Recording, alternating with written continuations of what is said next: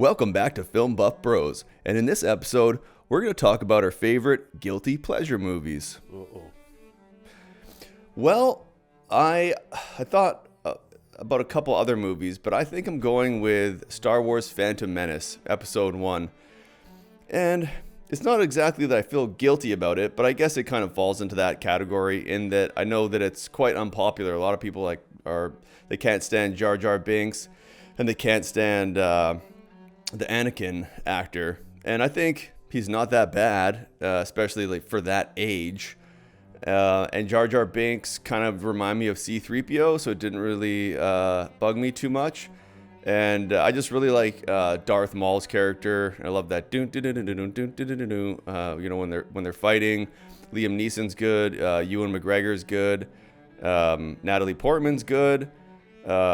I like how it, kind of pivots from the Senate to the Empire, how Palpatine makes that happen. I just like how it's like the beginning of everything.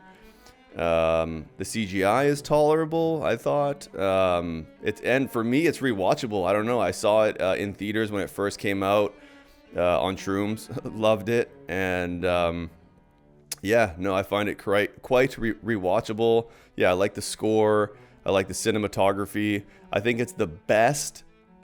I think it is the best of anything that has come out since this the 70s films, the original episode 4, 5, and 6. I was just going to ask you that because I haven't even seen the last few ones that have come out. The Disney thing kind of changed a lot. But yeah, absolutely. That first episode, there's a lot good. I need to go back and rewatch all of those. But I do remember that being just a great sort of, and I think Lucas wrote and directed that first.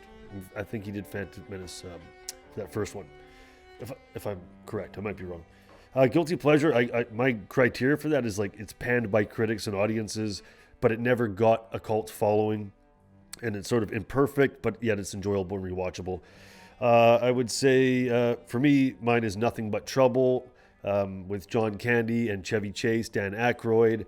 They're playing multiple roles. The film is really, it's not a great, it's imperfect film in a lot of ways, but it's just one of those films where it starts off really well. The car, the funny sort of guy with the lisp in the car with them, then they get pulled over, go to this house.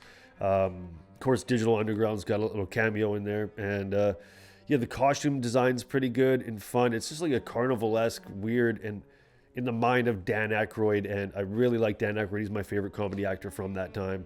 So I'm not recommending it because it's not a perfect movie by any means, but it's a fun movie, and to have all those actors together, I think it takes it on the chin too hard from people. Yeah, no, it's cult classic, and I think I can't remember what else came out around the time, but it was competing with some pretty big heavyweight Hollywood movies, and it's grotesque, obviously, carnival-esque and grotesque. So I think that's kind of why it's a bit of a tough pill to swallow, but I think it's a must-see, and I think it's pretty rewatchable as well.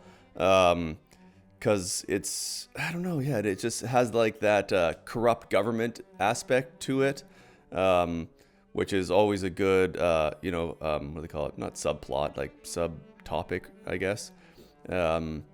And Demi Moore, Chevy Chase, John Candy, all heavy hitter actors in the peak of their career. Phenomenal. And that was the only time Dan Aykroyd ever directed. He wrote and directed that, right? I think he wrote it with someone else, but I think he did. Yeah, I think his brother actually did the story for it. But it just actually reminded me of Star Wars in a bit, where they get stuck in the ship, the Death Star or whatever, the ship, and they go down the trap doors, and then they fall. It kind of has that little Star Wars collusion there too. Interesting.